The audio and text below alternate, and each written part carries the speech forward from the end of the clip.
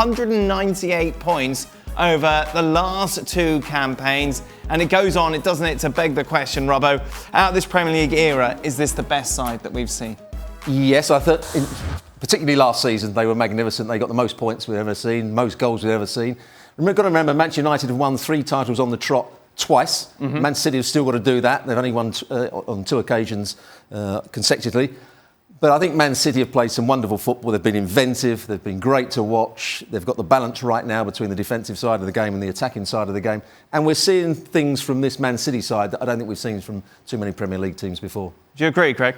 Yeah, I mean, last year they were riding over the line and there was nobody really behind. This year, they got asked a serious question. In fact, they were trailing for most of the season. Yeah. So they really got asked all the questions about all the tools they had in the bag. You know, and to put that run together at the end, to pip Liverpool by a point, who were also great and never really gave much away, just a little bit, but not much, I think it was testament to the squad. I mean, they had a few injuries as well. I mean, they lost Fernandinho. Benjamin Mendy had an injury-hit season again. They had some injuries to the centre-halves. Nobody will be giving them any sympathy because they've got a big squad. Yep. However, they cope with that and still come out just above Liverpool. I actually think that even though the record-breaking season was last year, that this season becomes even more impressive because of what it means to defend the title and how difficult that is and how complacency can set into a group and was not allowed to do so either Pep Guardiola or the players or whatever culture is it that they build within this organization. You can see a team that was pushed, as Craig was alluding to, and they answer the call.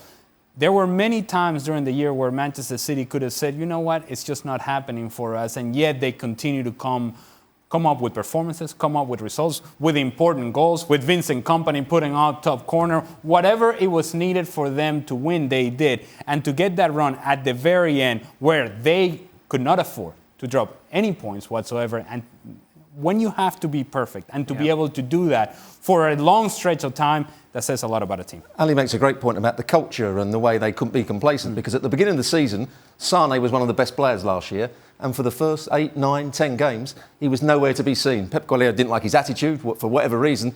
I'm not going to play you, and I think that sends a message to the rest of the players. Where do we stand in the conversation regarding how much credit Pep Guardiola should take for this success and how much it's just down to the resources that Manchester City have regarding their budget? I mentioned the creativity that we've seen, things we've never seen in the Premier League in terms of the movement of players. You know, last season we saw fullbacks coming into play in central midfield, so it allowed space for balls to be played out wide. There's things that we haven't seen from other people, and that's down to the coach. He's someone that dictates to the players in a certain way, this is what I want you to do, this is how we're going to create space. They play out from the back. Some teams play out from the back with no real purpose. They play out with the back by trying to drag the opposition on, and then if the opposition leaves space, they then head it into Aguero and play for it. But they know the ball's coming. I think he's got to take a massive lot of credit. Well, if you're going to hammer a manager and he takes the blame for bad results, then he has to take a huge amount of credit for good results and, more importantly, performances. I mean, he identified the first year he came in that the fullbacks were not up to what he wanted and how he wanted to play. Changed that.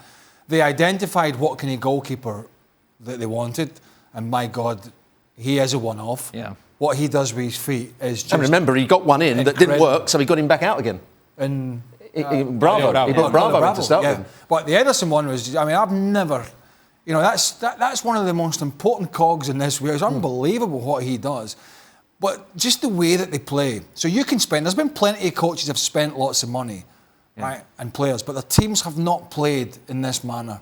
And then the way they go about it. And also the fact you look at what he's done with, you know, Aguero's attitude has certainly changed. We talked about that for a little bit on yesterday's show because he looked like he might be surplus to requirements. He likes a little bit of a party time. And I think he's been told, listen, you knuckle down here or not. But one of the biggest changes is Raheem Sterling. Good player. When City bought him from Liverpool. Good player until Guardiola came in. He's now a great player. He's now one of the top, 10 in world football. His game's just gone through the roof. It's amazing. So obviously, we'll be looking ahead to the new season a lot. Yes, they're favourite. Yes, they're favourites. Where do they need to strengthen? Where is the weakness in this side?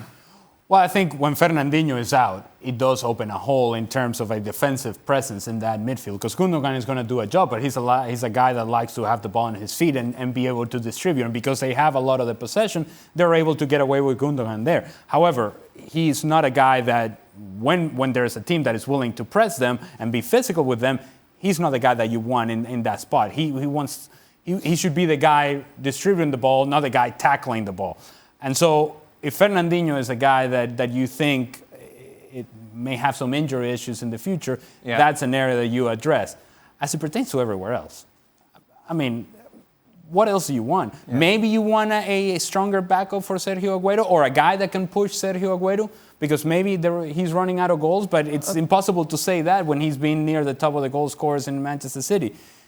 And just think about this for a second. Kevin De Bruyne wasn't really available this year, not in any significant way. And some of the players have already been mentioned. So they got plenty to deal with in terms of what they have available. But I do think that there are a couple of areas in which they could get better. I would say centre-half, because he's not been convinced about any of them really, apart from Laporte. Laporte's been the player that's been in all the time. Kompany's coming towards the end of his career. He talked about John Stones being the future of Man City. He doesn't play him very often. I don't think he played particularly well. He did it early in the season. Earlier, but then he's gone right off the ball. He's made too many mistakes. Otamendi, we know he can be... Otamendi's out, isn't he? I think that's it now. That's the area that I think they might just need another player. And how fit is Mendy going to be next season? Because he's a magnificent left back. Yeah. But Zinchenko's a central midfield player playing at left back at the moment. Fabian Delph, I don't think, is the answer. So there are 2 or 3 positions that they can still strengthen. I think the one thing to look at with City, and I agree, I think, Aguero, Jesus, and somebody else. Right. Somebody else there that is going to give them something different. The one thing I'd look at with City is age. Kompany 33. Fernandinho, who I think could have been, bar for injuries, Player of the Year in England for the last 2 years. That's how important he is. 34. David Silva, 33. Sergio Aguero, I think, 31. Not in the graveyard yet, but probably 2 or 3, maybe 2 years away from losing that yard. So none of these guys, unless Kompany leaves, none of these guys are finished, but they're going to have to be replenished soon. And I do agree. I think, the Mendy thing's a worry. I think the injuries a worry. His social media stuff has annoyed the manager at times. I wonder if he's looking at somebody like Ben Chilwell from Leicester, whether he's going to be able to step up or not. He's a young, quick fullback. So I think there's 3 or 4 areas where it's not so much they're not good players, that they're at that age, 33, 34, and those players that I mentioned have been key for City. 2 of them in the last decade, in Kompany and David Silva. And the other one, Fernandinho, in less time than that, but just as important.